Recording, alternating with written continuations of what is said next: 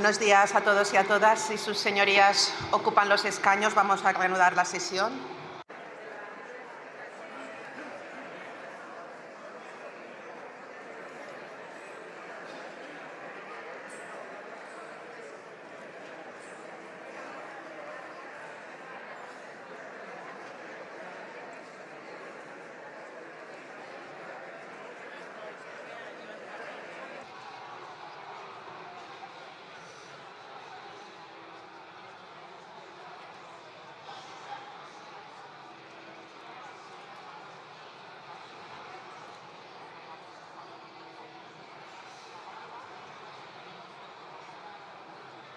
Muchas gracias. Se ocupan los escaños, reanudamos la sesión y comenzamos con el punto del orden del día correspondiente a la convalidación o derogación del Real Decreto Ley 9/2026 de 14 de abril de medidas urgentes en materia de transporte.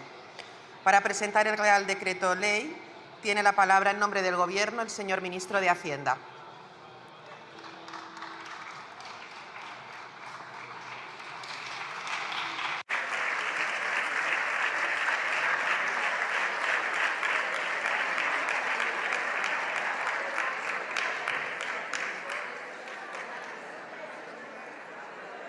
Por favor, ruego silencio. Por favor, señores y señoras diputadas y diputados.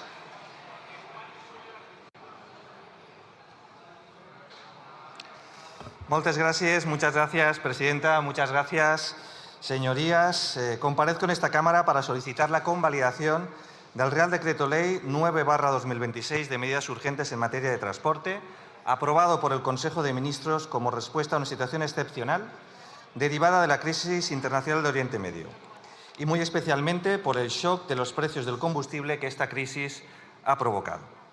Lo hago con la convicción de que este Real Decreto Ley no solo es de extraordinaria y urgente necesidad, sino también socialmente imprescindible, económicamente responsable y algo que considero esencial subrayar aquí, que es el resultado de un proceso de diálogo intenso con el sector del transporte y especialmente con el transporte de mercancías por carretera representado por la Comisión Nacional del Transporte por Carretera.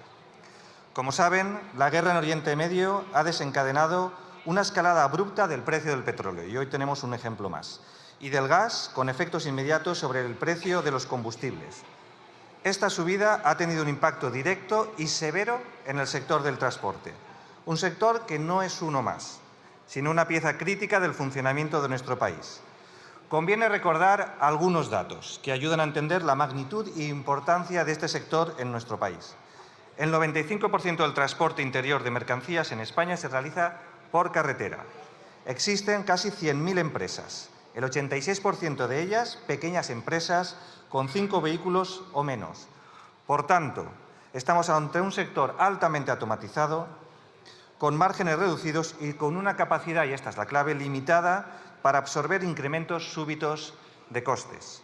Cuando sube el precio del combustible y ese incremento no puede trasladarse de manera efectiva al precio del servicio, lo que está en riesgo no es solo la rentabilidad de una empresa, sino la continuidad del suministro, el empleo y, en último término, el funcionamiento normal de nuestra economía. A esta realidad se suman otras circunstancias que aborda también el Real Decreto Ley, como es el impacto sobre el ferrocarril, el impacto que tiene esta subida sobre el ferrocarril de mercancías y el transporte marítimo, fundamental para el abastecimiento regular de los territorios extrapeninsulares. Y es que, señorías, cuando nos referimos al transporte, no nos referimos a un sector más, hablamos de un sector básico, un pilar de nuestro modelo productivo y nuestra cohesión territorial. Ante esta situación, como saben, el Gobierno reaccionó con rapidez, aprobando el Real Decreto Ley 7/2026, que incluía una primera batería de medidas de choque para amortiguar el impacto de la subida de los costes energéticos. Entre ellas recordarán la ayuda extraordinaria de 20 céntimos por litro de combustible. Pero desde el primer momento el Gobierno ya manifestó que si en el futuro fuera necesario avanzaríamos en nuevas medidas como las que hoy les planteamos. Dada la magnitud de la crisis, la duración de la volatilidad de los precios y, sobre todo, las carencias estructurales del sistema para trasladar los costes del combustible al precio del transporte, exigían ir más allá. Y aquí entra en juego el Real Decreto Ley 9/2026, un texto que refuerza a la anterior, pues aumenta la protección en la cadena de transporte y completa el esquema ampliando su alcance a sectores no cubiertos inicialmente, dotándolo de soluciones que eran urgentes por la crisis generada, pero que contribuyen a resolver problemas estructurales. Pero permítanme detenerme en un aspecto fundamental, comenzando por el transporte de mercancías por carretera. El conjunto de medidas que hoy defendemos no han sido diseñadas en un despacho, ni impuestas de forma unilateral. Son el resultado de un proceso de diálogo intenso, continuado y exigente, canalizado a través de su legítimo representante, el Comité Nacional del Transporte por Carretera. Desde que comenzó la crisis, el Ministerio de Transportes ha mantenido numerosos contactos, analizando datos, escuchando planteamientos, contrastando propuestas y buscando soluciones viables, equilibradas y jurídicamente sólidas, con un objetivo común: garantizar la viabilidad del sector y la estabilidad del sistema de transporte. Quiero decirlo con claridad ante esta Cámara. El Real Decreto Ley es una norma acordada con el sector, un acuerdo que ha permitido evitar escenarios de conflicto, que ha reforzado la legitimidad de las medidas y que demuestra que el diálogo social y sectorial permite alcanzar las mejores soluciones posibles.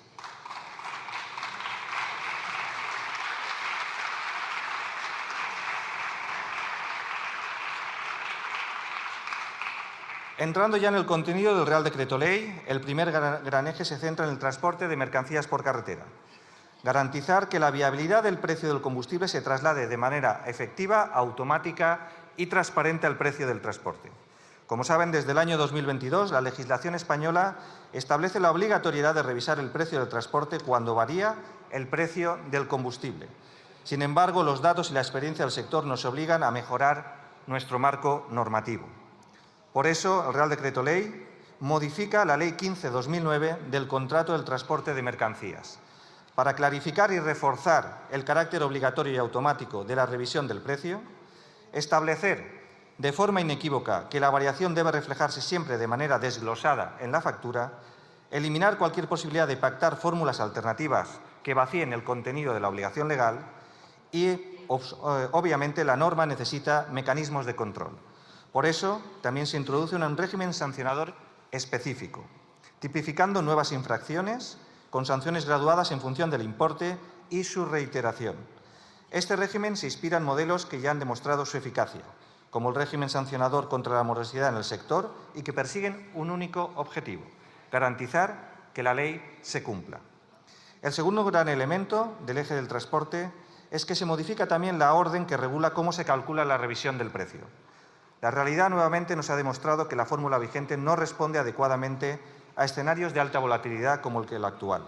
Por eso se sustituye por una nueva fórmula dinámica, basada en un coeficiente vinculado al precio del gasóleo antes de impuestos en el momento de realizarse el transporte. Esta fórmula se aplica automáticamente cuando se superan determinados umbrales, tiene en cuenta la estructura real de costes del sector, incorpora factores como el consumo AdBlue, relevante dentro del esquema de costes de las empresas, y diferencia los tipos de vehículos por masas máximas autorizadas y configuraciones operativas. Es una fórmula técnicamente más precisa, pero operativamente también más sencilla, pasando por un sector compuesto en gran medida por pequeñas empresas.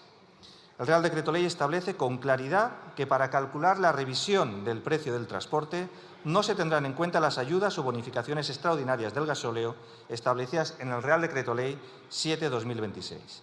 ¿Por qué? Porque estas ayudas son temporales y están sujetas a límites y condicionantes adicionales.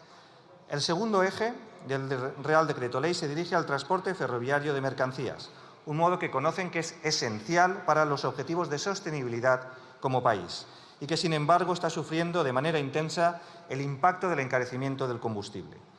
Para evitarlo, se establece una línea de ayudas directas en el año 26 consistente en 15.000 euros por locomotora diésel en activo, con una dotación total de 3,15 millones de euros. El objetivo es claro: evitar la expulsión del modo ferroviario de transporte de mercancías, que es fundamental y al que tenemos que seguir avanzando y desarrollando.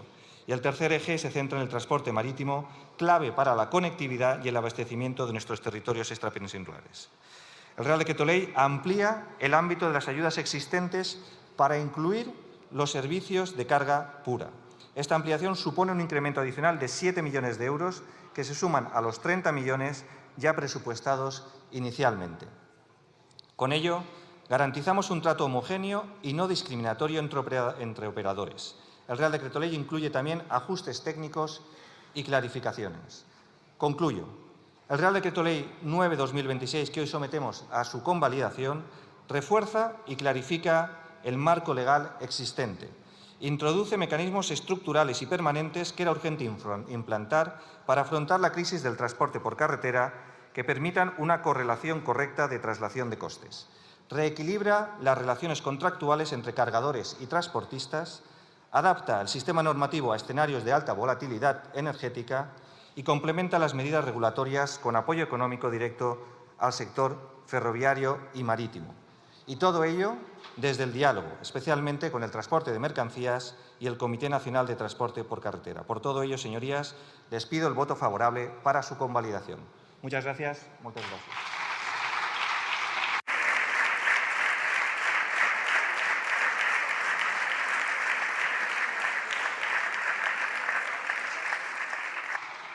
Muchas gracias, señor ministro. En turno de fijación de posiciones, por el Grupo Parlamentario Mixto, tiene la palabra, en primer lugar, la señora Valido García.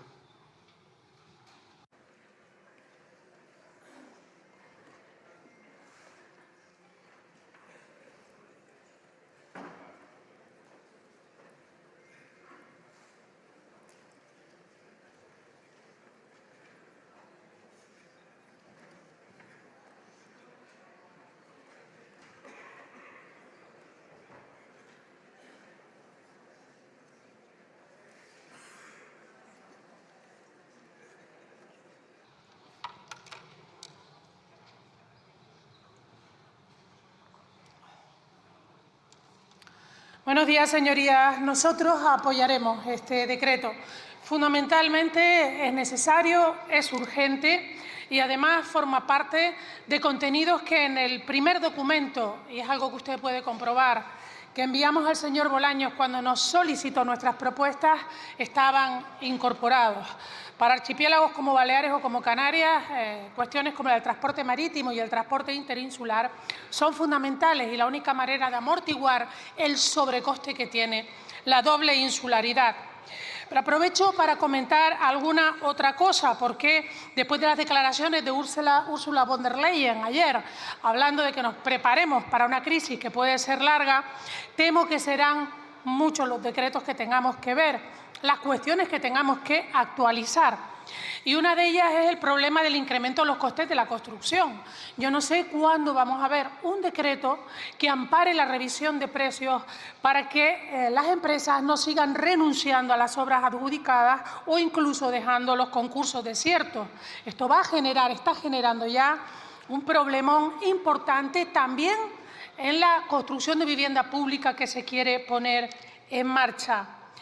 Ayer, desde el Principado de Asturias, su compañero, Adrián Barbón, solicitó la flexibilidad de la regla de gasto. Estoy convencida de que no le contestarán ustedes ni con las formas, ni con el tono, ni con el fondo con el que me contestaron a mí. Pero cada vez son más las voces, señor ministro, que hablan de volver a insistir a Europa en que en una crisis que se nos anuncia que va a ser alargada, las comunidades tienen que tener recursos para responder a la ciudadanía. Como he dicho al principio, por supuesto que cuenta con nuestro voto a favor porque recoge las cuestiones que solicitamos y que son muy, muy importantes para Canarias. Gracias. Muchas gracias, señora Valido. Tiene ahora la palabra el señor Riego Candamil.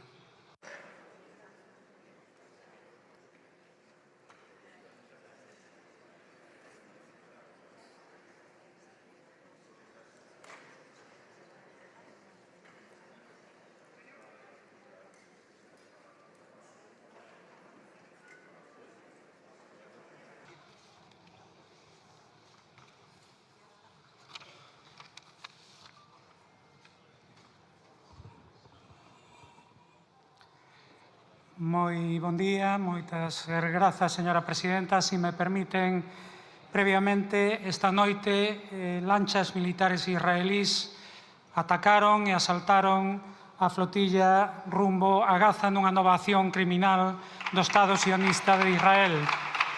Unha flotilla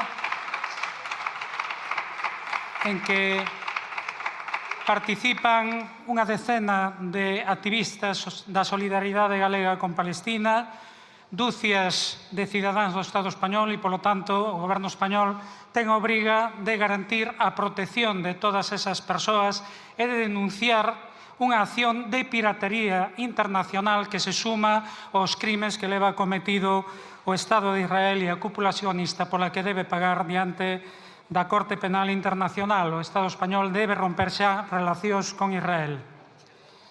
En todo caso, en relación con este Real Decreto, nós xa dixemos, cando se aprobou o anterior, que era insuficiente. E a prova está en que o Goberno se ve obrigado a traer un novo que, por certo, continúa sendo insuficiente, necesario, mais insuficiente. Aínda non se adoptan medidas que poden ser efectivamente moito máis eficaces, como topar o prezo do gasóleo, porque está afectando non só o transporte, o sector do taxi, o transporte ferroviario de mercadorías ou o transporte marítimo, está afectando de maneira moi importante a todo o sector agrogandeiro, o sector pesqueiro, o conxunto do sector do taxi e a totalidade dos usuarios e usuarias. Non se adoptaron aínda medidas como o control do prezo dos alimentos, dos alugueres ou das hipotecas, máis necesario que nunca despois de que antonte caese aquí o decreto de prórroga dos alugueres. Non se adoptou aínda un plan de emerxencia para as micropemes e para os autónomos e autónomas e non se actualizou, por exemplo, por citar só algunhas medidas que nós temos defendido, o IPREN conxelado desde o ano 2023. Activan vostedes a cláusula de escape para facilitar o aumento do gasto militar. Para o BNG a prioridade, esa sí é unha prioridade, é a protección social e é o que entendemos que debe facer este Goberno, que reclamamos que faga este Goberno. Moito obrigado. Muchas gracias, señor Rego. Tiene la palabra el señor Sánchez Serna.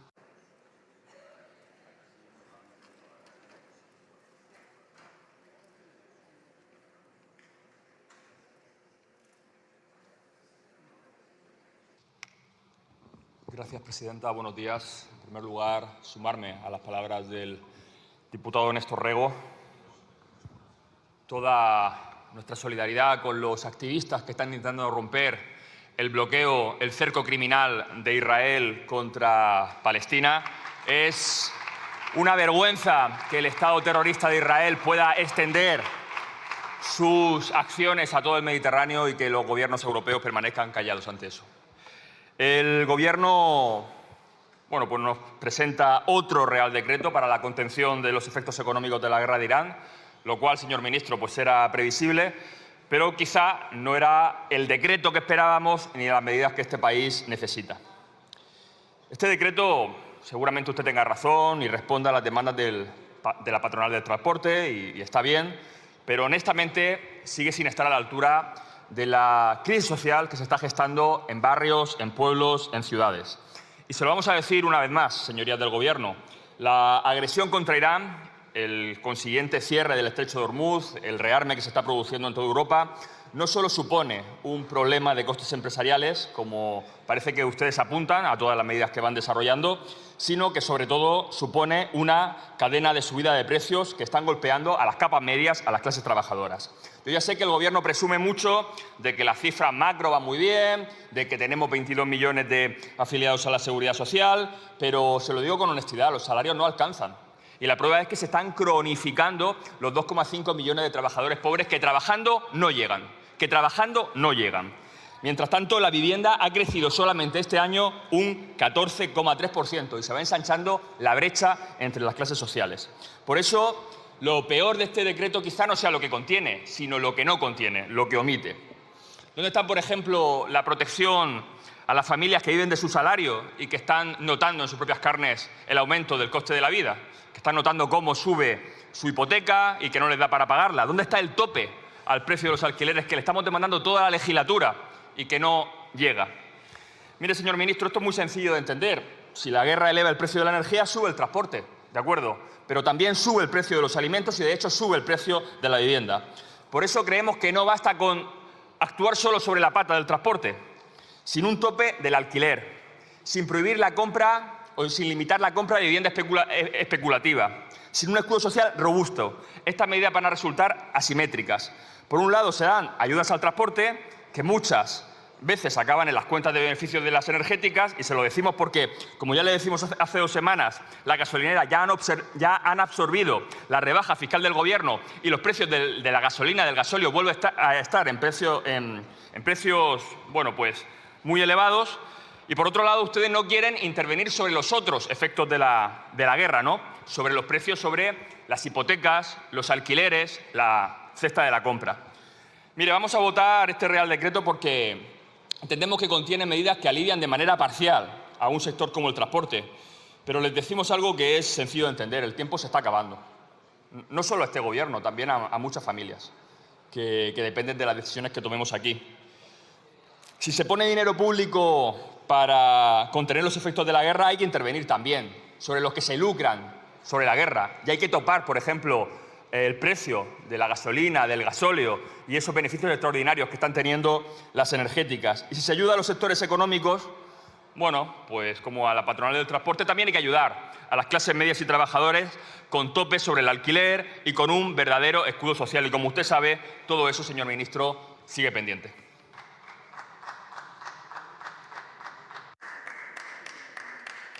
Muchas gracias, señor Sánchez.